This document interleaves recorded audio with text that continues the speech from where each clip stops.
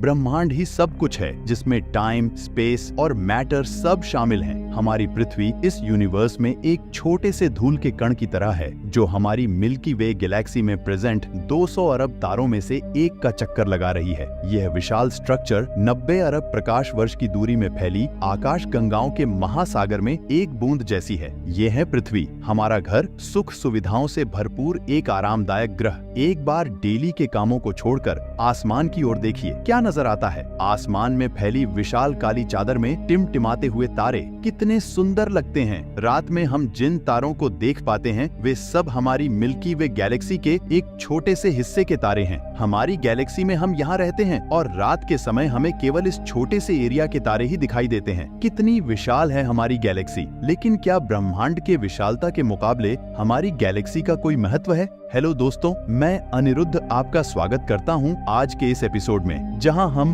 ब्रह्मांड के आखिरी छोर तक की यात्रा करेंगे। तो अपनी सीट बेल्ट बांध लीजिए, क्योंकि यह यात्रा बहुत ही रोमांचक और जोखिम भरी होने वाली है। तो चलिए पृथ्वी की सतह से उड़ान भरते हैं और ब्रह्मांड के आखिरी किनारे की ओर बढ़ते हैं। जैसे जैसे हम पृथ्वी की सतह से ऊपर उठते हैं, वैसे वैसे हमें पृथ्वी नीले गोले की तरह नजर आने लगती है। यह है इंटरनेशनल स्पेस स्टेशन, जिसे इंसानों ने अंतरिक्ष में बनाया है। यह 28,000 किलोमीटर प्रति घंटे की रफ्तार से पृथ्वी के चारों ओर चक्कर लगाता है, जो कि पृथ्वी की सतह से लगभग 400 किलोमीटर ऊपर स्थित है, और ये 24 घंटे में लगभग 16 बार पृथ्वी के चक्कर लगाता है। जैसे ही हम इंटरनेशनल स्पेस स्टेशन से और ऊंचाई पर जाते हैं, हमें इंसानों द्वारा बनाई गई कुछ और वस्तुएं दिखाई देती हैं। सैटेलाइट्स। स्पेस में इंसानों द्वारा भेजी गई हजारों सैटेलाइट्स पृथ्वी का चक्कर लगा रही हैं। इन्हें देखने पर ऐसा लगता है मानो पृथ्वी को सैटेलाइट्स के एक जाल ने पूरी तरह घेर रखा हो। चलिए और ऊपर चलते हैं। इस ऊंचाई से पृथ्वी का नजारा तो देखें, कितना सुंदर लग रहा है हमारा यह नीला ग्रह।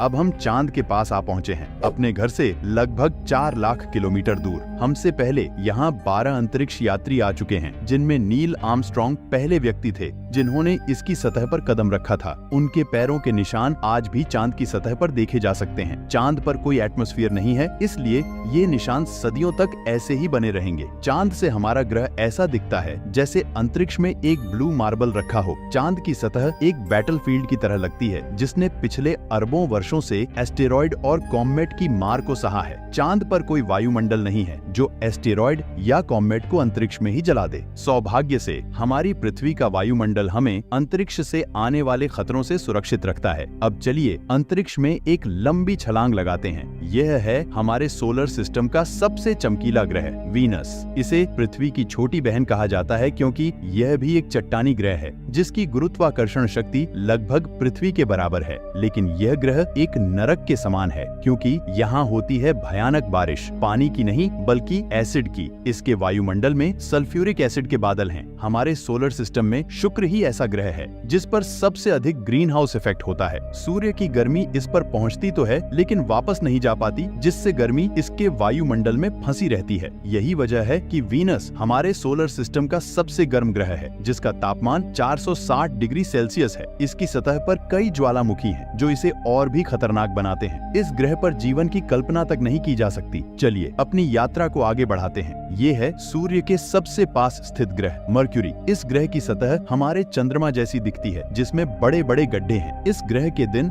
और रात के तापमान में बहुत अधिक अंतर है। रात के समय इसका तापमान -170 डिग्री सेल्सियस तक गिर जाता है, जबकि दिन में यह 400 डिग्री सेल्सियस से भी अधिक हो जाता है। अब आगे बढ़ते हैं। ये है हमारा सोलर सिस्टम का किंग, सूर्य। यही अपनी ऊर्जा से पृथ्वी पर जीवन को संचालित करता है। अगर ये न होता तो हम भी न होते। पृथ्वी से लगभग 15 करोड़ किलोमीटर दूर स्थित यह तारा इतना बड़ा है कि इसमें 13 लाख पृथ्वियां समा सकती हैं। सूर्य इतना भारी है कि इसकी गुरुत्वाकर्षण शक्ति पूरे सौर मंडल को नियंत्रित करती है। इससे निकलने वाली लपटें इतनी विशाल होती हैं कि सूर्य की सतह से हजारों किलोमीटर ऊपर तक जाती हैं। चलिए अपनी यात्रा को आगे बढ़ाते हैं। यह है पृथ्वी का सबसे नजदीकी ग्रह, मंगल। इसकी सतह लाल है, इस कारण से इसे रेड प्लेनेट भी कहा जाता है। वैज्ञानिक मंगल ग्रह के बारे में जानने के लिए हमेशा एक्साइटेड रहते हैं, क्योंकि वे मानते हैं कि मंगल ग्रह हमारा अतीत हो सकता है। उनका मानना है कि कभी इस ग्रह पर जीवन पनपा होगा। मंगल की सतह पर कभी नदियां बहती थीं और इसका अपना एक वायुमंडल था, लेकिन आज यह ग्रह सूना और बंजर पड़ा है। वर्तमान में वैज्ञानिक मंगल पर माइक्रोबियल लाइफ जैसे से बैक्टीरिया आदि खोजने में लगे हुए हैं और भविष्य में इस ग्रह पर मानव बस्तियां बसाने की योजना बना रहे हैं। अगर हम मंगल पर आए हैं तो हम इसे कैसे भूल सकते हैं। ये है ओलंपस मोन्स, एक प्राचीन ज्वालामुखी। मंगल की सतह पर स्थित यह पहाड़ पृथ्वी की सबसे ऊंची चोटी माउंट एवरेस्ट से लगभग 3 गुना ऊंचा है और यह हमारे सौर मंडल की सबसे ऊंची चोटी है। अगर मंगल की सतह से हम अपने ग्रह पृथ्वी को देखें तो यह कुछ इस तरह नजर आता है। अब हमारी आगे की यात्रा थोड़ी डरावनी होने वाली है क्योंकि अब हम एस्टेरॉयड बेल्ट में एंटर कर रहे हैं जो मार्स और जुपिटर के बीच स्थित है। यहाँ विशाल चट्टानें सूर्य की परिक्रमा कर रही हैं। इस एस्टेरॉयड बेल्ट में इतनी बड़ी चट्टानें हैं कि अगर ये सब आपस में मिल जाएं तो एक बड़े ग्रह का निर्माण कर सकती हैं। इस बेल्ट में इतने बड़े एस्टेरॉयड हैं कि उन पर एक बड़ा शहर बसाया जा सकता है। जैसा कि हम सब जानते हैं कि 4.5 अरब साल पहले जब हमारे सोलर सिस्टम में ग्रह बने तब एस्टेरॉयड बेल्ट में यह मलबा ज्यों का त्यों रह गया। इस मलबे से एक ग्रह बन सकता था, लेकिन एक बड़ी शक्ति ने इसे ग्रह नहीं बनने दिया और वह शक्ति थी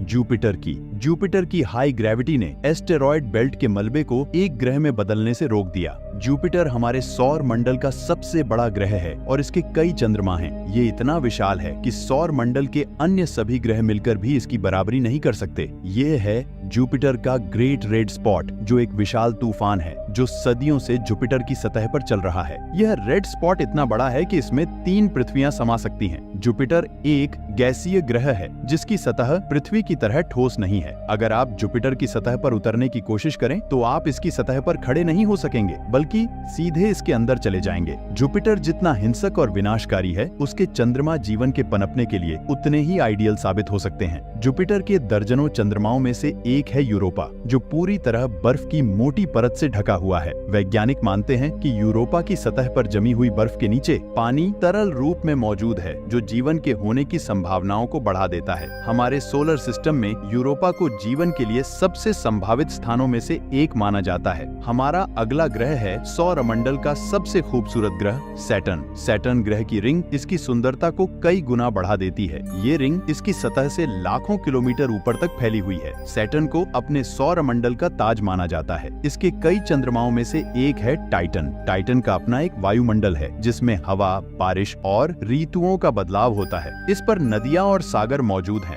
लेकिन ये नदियां और सागर पानी के नहीं बल्कि लिक्विड नेचुरल गैस के हैं। अगर हम किसी तरह इस नेचुरल गैस को पृथ्वी पर ला पाएं तो यह इतनी अधिक है कि हजारों सालों तक हमारे शहरों को रोशन कर सकती है। वैज्ञानिकों का अनुमान है कि अरबों साल बाद जब सूर्य गर्म होकर एक रेड जाइंट बन जाएगा तब टाइटन सोलर सिस्टम के हैबिटेबल जोन में आ जाएगा। उस समय टाइटन पर पृथ्वी जैसी परिस्थितियां मौजूद होंगी, इसलिए वैज्ञानिक टाइटन को भविष्य की पृथ्वी मानते हैं। अब हम अपने घर से इतने दूर आ चुके हैं कि यहाँ से हमारी पृथ्वी एक बिंदु की तरह दिखाई देती है। जैसे जैसे हम अंतरिक्ष की गहराई में और आगे बढ़ते जाएंगे, पृथ्वी हमारी आंखों से ओझल होती जाएगी। हमारा अगला पड़ाव है यूरेनस। प्राचीन समय में जब तक टेलीस्कोप का आविष्कार नहीं हुआ था, तब तक यूरेनस और नेपच्यून के बारे में कोई जानकारी नहीं थी। हमारे सोलर सिस्टम का लास्ट प्लैनेट है नेपच्यून। हालांकि नेपच्यून के बाद भी हमारा सौर मंडल समाप्त नहीं होता। सौर मंडल की गहराई में जाने पर हमें कुइपर बेल्ट मिलता है। यह बेल्ट पिछले एस्ट्रॉयड बेल्ट से 20 गुना चौड़ी और 200 गुना अधिक फैली हुई है। इस बेल्ट में प्लूटो भी शामिल है, जिसे प्लैनेट्स की लिस्ट से हटा दिया गया था। कुइपर बेल्ट में एस्ट्रॉयड बेल्ट से भी बड़े बड़े ऑब्जेक्ट्स मौजूद हैं, जिनकी अपनी गुरुत्वाकर्षण शक्ति के कारण उनके चंद्रमा भी होते हैं। इस बेल्ट को पार करके हम हमारी पृथ्वी से लगभग 13 बिलियन किलोमीटर दूर पहुंचते हैं, जहां सबसे दूर स्थित ऑब्जेक्ट सैडना है। सैडना एक बौना ग्रह है जो सूर्य से बहुत दूर स्थित है और उसकी परिक्रमा करता है। इसकी खोज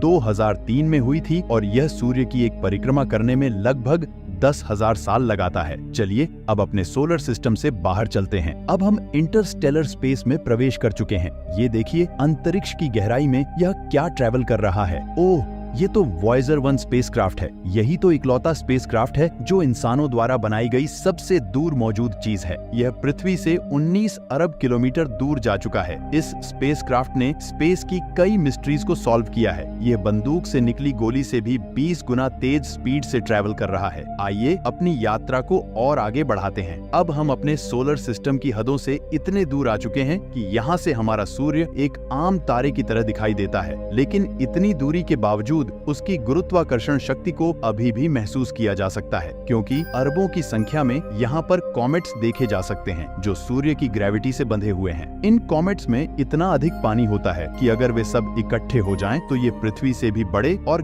गहरे समुद्रों को भर सकते हैं। वैज्ञानिक मानते हैं कि पृथ्वी पर अधिकांश पानी कॉमेट्स के माध्यम से ही आया है। पैंसपर्मिया थ्योरी के अनुसार पृथ्वी पर जीवन कॉमेट्स के माध्यम से आया था। अंतरिक्ष में तैर रही इन छोटी छोटी बर्फीली चट्टानों में सूक्ष्म जीवन बैक्टीरिया के रूप में मौजूद हो सकता है। कॉमेट का एक विशाल बादल हमारे सौरमंडल को घेरे हुए है, जिसे ऑर्ट क्लाउड बोला जाता है। यह माना जाता है कि ऑर्ट क्लाउड हमारे सौरमंडल की गुरुत्वाकर्षण की अंतिम सीमाओं पर स्थित है। इसके बाद सूर्य की गुरुत्वाकर्षण शक्ति कमजोर हो जाती है, जिससे सूर्य का खिंचाव बहुत कम रह जाता है। अब यहाँ से आगे की यात्रा अनजाने और रहस्यमयी अंतरिक्ष में होगी, जहाँ घना अंधकार है। यहाँ इतना अंधेरा है कि हम अपनी आंखों से कुछ भी नहीं देख पाएंगे। यहाँ देखने के लिए हमें इंफ्रारेड विजन की जरूरत पड़ेगी। अब हम अपनी पृथ्वी से बहुत दूर आ चुके हैं, लेकिन ब्रह्मांड के सापेक्ष में ये हमारा एक मामूली सा कदम है। यहाँ से हमें चारों ओर अरबों तारे दिखाई दे रहे हैं, लेकिन अब हम सबसे नजदीकी तारामंडल की तरफ बढ़ रहे हैं। ये है हमारा पड़ोसी सोलर सिस्टम, जो इतना दूर है कि हमारे सूर्य के प्रकाश को इस तारामंडल तक पहुंचने में लगभग 4 से 5 साल लगते हैं। इस तारामंडल का नाम है अल्फा सेंटरी। इस तारामंडल में 3 तारे हैं। अल्फा सेंटरी ए और बी एक बाइनरी स्टार सिस्टम में जुड़े हुए हैं। इस तारामंडल में प्रोक्सिमा सेंटरी बी नामक एक ग्रह है जो गोल्डीलॉक्स जोन में स्थित है, यानी ऐसी जगह जहां तापमान जीवन के लिए अनुकूल हो सकता है। यहाँ एलियन लाइफ होने की संभावना जताई जाती है। अब आइए अपनी यात्रा को आगे बढ़ाते हैं। पृथ्वी से हम 10 प्रकाश वर्ष दूर आ चुके हैं और हमारे सामने एक नवजात तारा है जिसने अभी अभी अपने जीवन की शुरुआत की है। इस तारामंडल में ग्रहों का जन्म अब भी बाकी है। हो सकता है कि यहाँ किसी दिन एक ऐसा ग्रह बने जो हमारी पृथ्वी की तरह जीवन को सहारा दे सके, लेकिन इसमें अरबों साल लगेंगे। अब हम पृथ्वी से 20 प्रकाश वर्ष दूर आ चुके हैं। यहाँ हम एक ऐसे तारामंडल से होकर गुजर रहे हैं जिसका जन्म हमारे सोलर सिस्टम के साथ ही हुआ था। इस तारे का नाम है ग्लीज 581 और इसकी सबसे बड़ी विशेषता यह है कि इसके चारों ओर एक ऐसा ग्रह परिक्रमा कर रहा है जो हमारी पृथ्वी से काफी मेल खाता है। इस ग्रह पर एलियन सभ्यता होने की प्रबल संभावना जताई जाती है। हमारी मिल्की वे गैलेक्सी में अरबों तारे हैं जिनकी यात्रा करना तो दूर, उन्हें पूरे जीवन काल में गिनना भी संभव नहीं है। अब आइए अपनी यात्रा को मिल्की वे गैलेक्सी से आगे बढ़ाते हैं। यह है हमारी मिल्की वे गैलेक्सी, जो अरबों तारों का घर है, जिनमें हमारा सूर्य भी शामिल है। यह गैलेक्सी इतनी विशाल है कि अगर इसके एक छोर से प्रकाश यात्रा करे तो उसे दूसरे छोर तक पहुंचने में 1,05,700 सालों का समय लगेगा। ब्रह्मांड में ऐसी कई विशालकाय गैलेक्सियां मौजूद हैं जो हमारी मिल्की वे से कई गुना बड़ी हैं। चलिए अब हम अपने सोलर सिस्टम और गैलेक्सी को पीछे छोड़ते हुए इंटरगैलेक्टिक स्पेस में प्रवेश करते हैं। यहाँ से हमें अरबों गैलेक्सियां दिखाई दे रही हैं, लेकिन ये सभी गैलेक्सियां झुंड में हैं और यह है हमारी गैलेक्सियों का झुंड, जिसमें मिल्की वे और अन्य पड़ोसी गैलेक्सियां शामिल हैं। इस समूह को लोकल ग्रुप कहा जाता है। गैलेक्सियों का यह लोकल ग्रुप लगभग 10 मिलियन प्रकाश वर्ष के दायरे में फैला हुआ है। जैसे जैसे हम अपनी यात्रा को आगे बढ़ाते हैं, वैसे वैसे हमें अन्य गैलेक्सियों के लोकल ग्रुप दिखाई देते हैं। गैलेक्सियों के कई लोकल ग्रुप्स मिलकर एक सुपर क्लस्टर बनाते हैं। अभी हमारे सामने जो सुपर क्लस्टर मौजूद है वह है वर्गो सुपर क्लस्टर। इसी वर्गो सुपर क्लस्टर में हमारी गैलेक्सियों का लोकल ग्रुप भी शामिल है। अब हम अपने घर से इतने दूर आ चुके हैं कि यहाँ से हमें अपने सूर्य की तो बात छोड़िए, हमारी गैलेक्सी भी दिखाई नहीं देती।